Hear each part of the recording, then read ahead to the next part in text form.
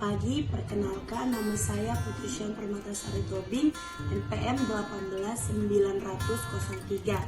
Hari ini saya akan mempresentasikan tugas individu saya dalam mata kuliah Kode Etik Psikologi. Adapun kasus yang akan saya bahas adalah dari psikologi bidang pendidikan. Kasus tersebut adalah sebagai berikut. Pada tahun 2014, ada seorang mahasiswa psikologi yang berkunjung ke SMA asalnya di daerah Yogyakarta.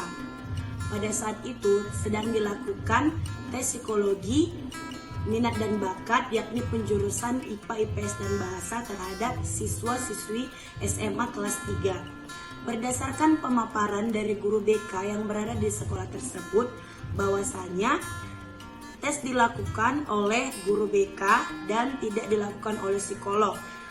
Tes tersebut diberikan oleh lembaga dari Biro Psikologi di ibu kota provinsi. Dan setelah diberikan alat tes, mereka memberikan tanggung jawab kepada sekolah yang melakukan tes serta melakukan intervensi dari alat tes tersebut.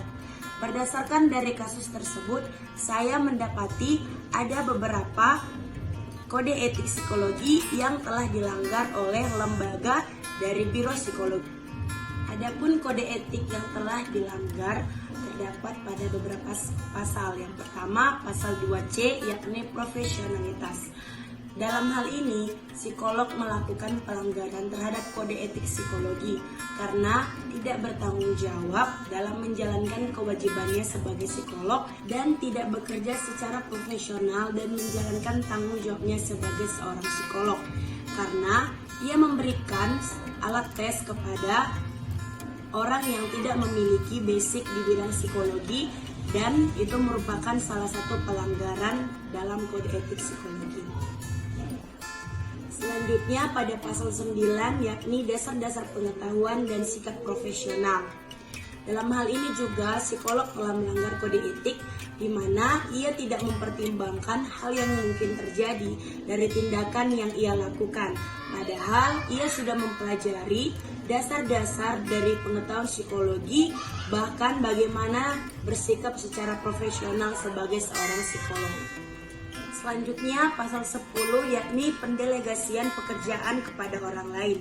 Dalam hal ini psikolog telah melanggar kode etik karena telah memberikan wewenang dan tanggung jawab untuk memberikan alat tes kepada orang yang tidak memiliki kemampuan dalam bidang psikologi, di mana orang tersebut tidak menempuh pendidikan dan pelatihan dalam bidang psikologi, sehingga dalam hal ini psikolog telah melanggar kode etik dalam pendelegasian pekerjaan terhadap orang lain. Selanjutnya pasal 13, yakni sikap profesional.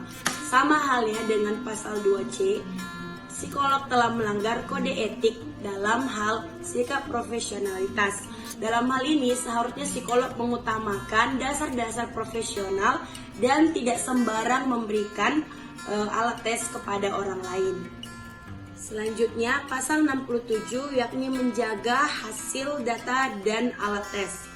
Dalam hal ini psikolog telah melanggar kode etik, yakni tidak menjaga alat tes dan hasil tes dengan baik, di mana seharusnya alat tes harus memiliki hak kepemilikan oleh psikolog yang berada pada organisasi atau instansi yang ada. Demikianlah yang dapat saya sampaikan mengenai materi ini. Semoga lewat penjelasan saya, teman-teman dapat lebih memahami kode etik psikologi. Terima kasih.